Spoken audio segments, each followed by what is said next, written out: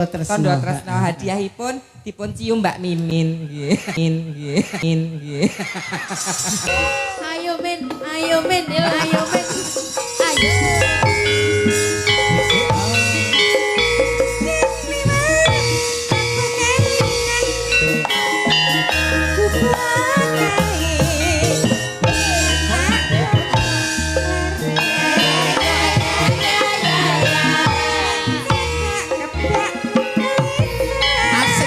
Terima kasih.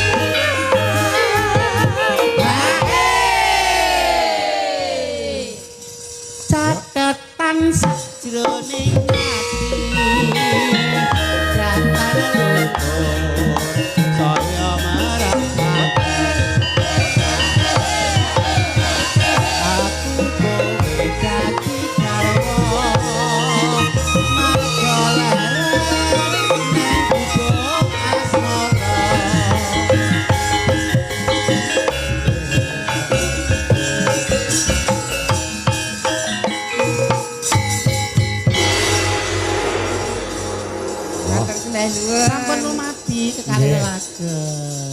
Lah, menika giliran Pak Rois Kurniawan. Pak Rois.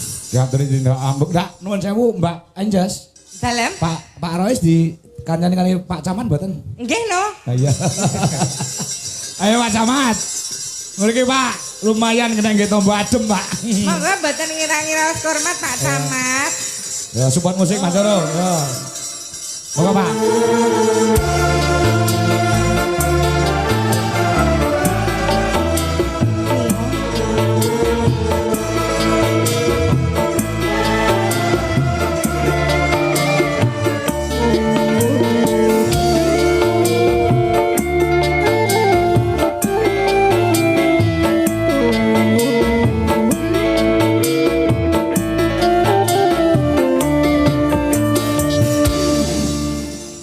Sugeng dalu Mbak Apri. Sugeng dalu Pak Rois. Nggih, pripun pawartosipun? Sehat pangestunipun Pak Rois sangaten. Nggih.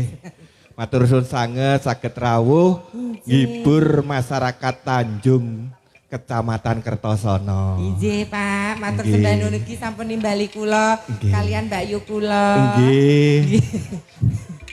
Tembange napa? Kula nggih mang bagek. Oh nggih, ngapunten. Arep kula ya bintang tamu Pak. Nggih. Kula nggih mang manggak. Pak Rois wedi. Tamu adalah raja. Nggih. Kula mang bagek Pak Lurah. Namung gegojekan mawon. Gojek kok kaping-kaping. Ampun nulat Pak Dalang niku ndek kalih kula mboten kula legani. Telek. Niki Pak Rois lho Lek, kepala desa yang sangat hebat. Sudah 3 periode menjabat. nek ra ditresnani wargane. Menika dipun tresnani kalian warga Tanjung lho. Nggih, sugeng Matur- dalu Mbak Mimin. Sugeng dalu, Bapak. Pripun kabaripun? Pangestunipun sehat pipisipun lancar to. Alhamdulillah. Salah satu cirinipun nek pipise lancar rak sehat. Ngeten Pak Rois, Nggih. gandeng panjenengan menika menjabat dados lurah sampun 3 tahun kepala desa menika. 3 periode. 3 periode. Lah, menika mongko kraosipun manah kula kalih Mbak Mimin bangga sanget. Menika saking tresnanipun kula kalih Mbak Mimin, menika wonten sekedhik hadiah kagem Pak Rois. Napa niku? Hadiahipun tidak bisa diuangkan, tapi nggih ampun dilihat berapa nominalnya. Penting tondo tresno. Tondo tresno hadiahipun dipun cium Mbak Mimin. Nggih. Ma, tenang ma padha lanange ma. Tenang ma. Tenang, aman, aman. Ora dibagek, ya mencari kesempatan kok. Ora dibagek. Apa nek wong tuwa iki ra ndek rezeki. Dereng Apa? tahu diambung ngeten iki to, Pak. Nggih. Dereng tahu. Berarti Romo golek napa niku bintang tamu mboten salah. Lah pripun? Cara niki asli kira-kira gelut kula ten griya nggih. Nggih. Lah kan pancen ngeten iki. Wis sak mukrim ya aman bae sah. Ning ampun nyaman lho, Pak, mungkin nyaman. Mboten tanduk, sampun cekap mawon to, Pak. Sampun, sampun. Tanduk, Mbak. Nggih. Meneh aku kira ya. Watos lek gumoh ngen. Mendem wedokan nggih. Kagem para pamirsa lan Sing. khususipun para joko-joko hawane adem ndang golek gandengan. Nah, niki sinden kathah sanget panjenengan milih ingkang pundi, Pak Lurah? Milih sing wedok asli napa banci, Pak? Ampun manut. Manut, mang pilih sapa no? Sinten Pak E? Oh ya. Anu. Sapa jenenge? Kenes. Anu Pak Lurah milih sing pun duwe bojo, napa sing jek perawan, napa sing pun rondo. Pilih pundi? Sing pun gadah bojo mawon. Oh, gak ada bojo. Gak ada bojo. Mayang, ayo mayang di bojo kok. Ayo. Yang. Ayo yang. Aduh.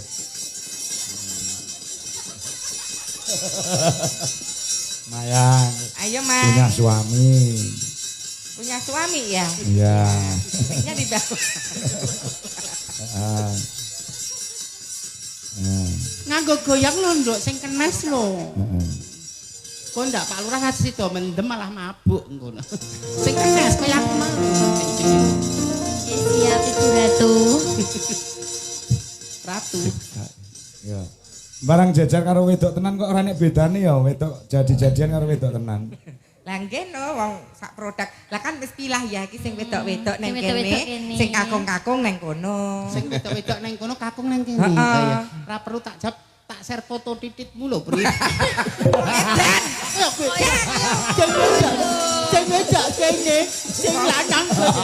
Sing wedok kene, sing lanang kono. Lo mau ya sak kamar kok karo aku ganti bareng kok. Oh. Ya kowe salah, kuwi ya duwe kok. Jadi prabote kok, di pirantine kok. Pemergo ra diketokne.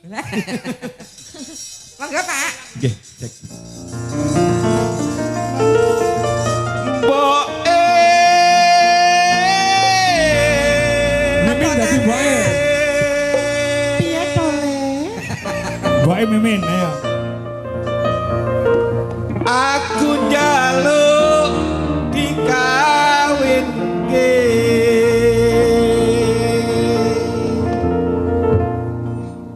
Karo sapa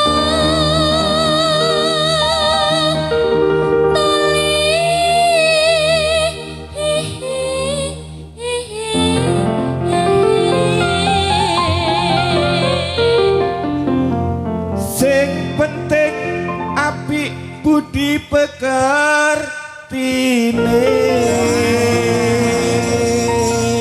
Ah. Budi pengertine apik nek banci pripun, Pak? Ya ketirani ndaut apa macul. Ya pripun le gula mentah kok. Ya. Mendem bedoan, yuk.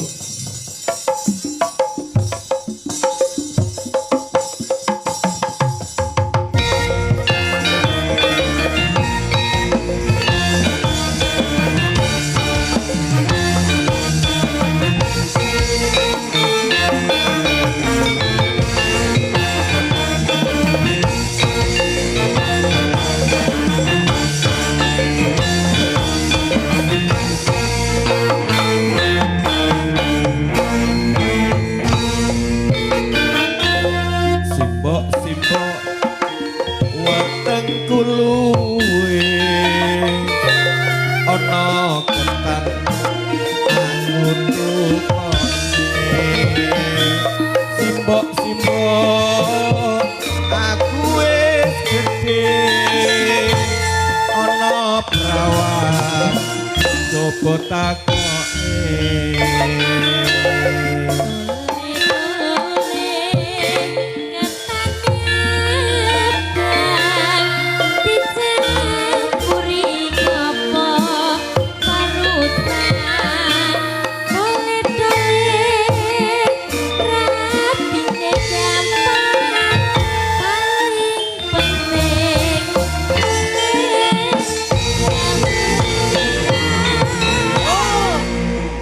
Aduh simbok kaulan aku wis meneng doa. Aduh simbok ra bisa turu awan pengen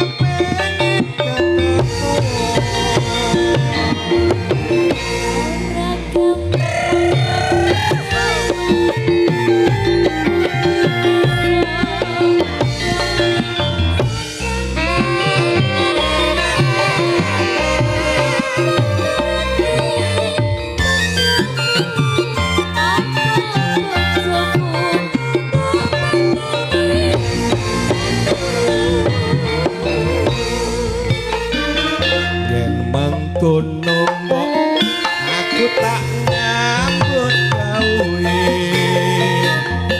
golek duit kanggo nikahan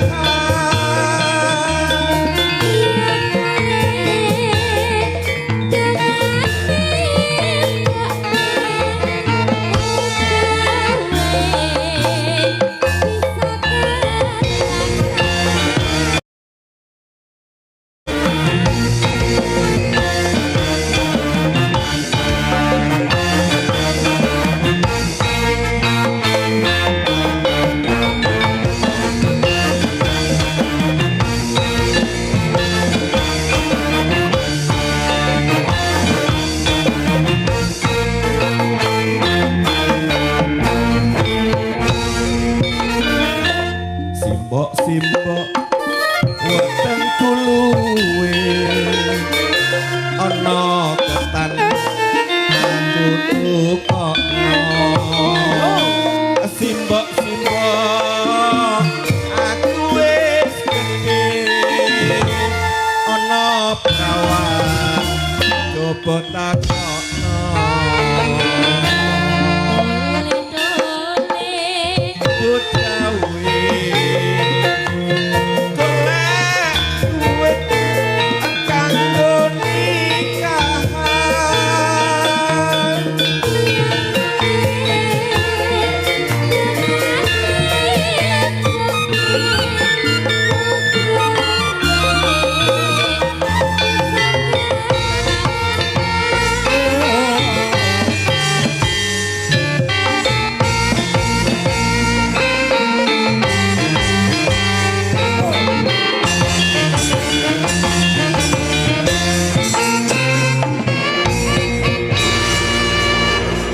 Matur Mbak Yu, Apri, Mbak Yumi, Cucu Laras Indonesia, sukses selalu sedoyo. Amin. Monggo dipun lajengaken. Sehat selalu Pak Rois, Mbak Nun. Dadah Pak Rois. Nggih.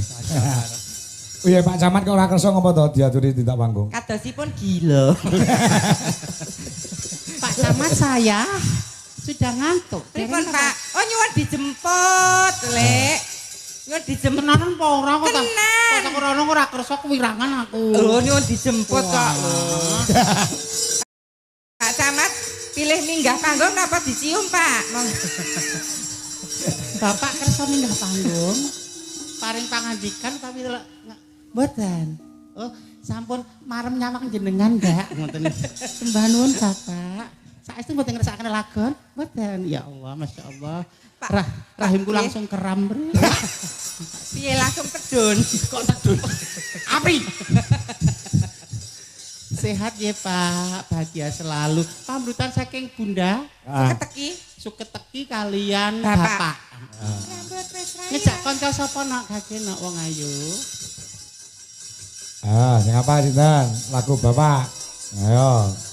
Coba. Suketeki sing kok Bapak di Apri ya apa? Oh iya, Oh, iya. suketeki dulu Suka aja. teki. Ya, suka teki. Nah. Ah Wiwi seketi aku apal Wiwi.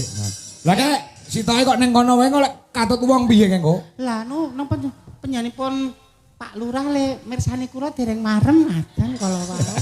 Ning kene sing Mbak Mimin mun nggo sawangan ngaten. Ayu mung kandhek ing netra wonten moto. Nek merak ati iki tekan batin ngaten. Iki to Pak Lurah. Sikam kula Pak Camat iki. Kayak Bali ya medeni Pak Camat iki kok.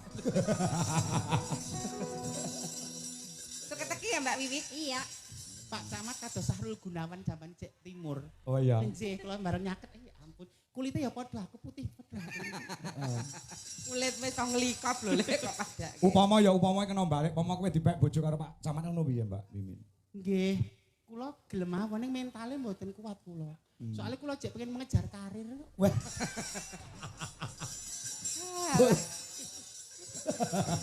Wis tuwek anu aja mengejar karir. Maka suka teki. Musikipun Katoro Bunda Yayu sing nemen nggih. Nggih, mau Bunda. Lek ngopeni kanca-kanca ki nganti sedina semengi ora sare lho. Mambengi ora sare ngenteni kanca-kanca. Saka Ponorogo. Masake aku lidah. Wah. Mbak menawi Bunda Yayu kersa nyanyi suket-teki. Mboten. Nipun mangga langsung suket. Mangga musikipun Dwi Jalaras Indonesia. Yo.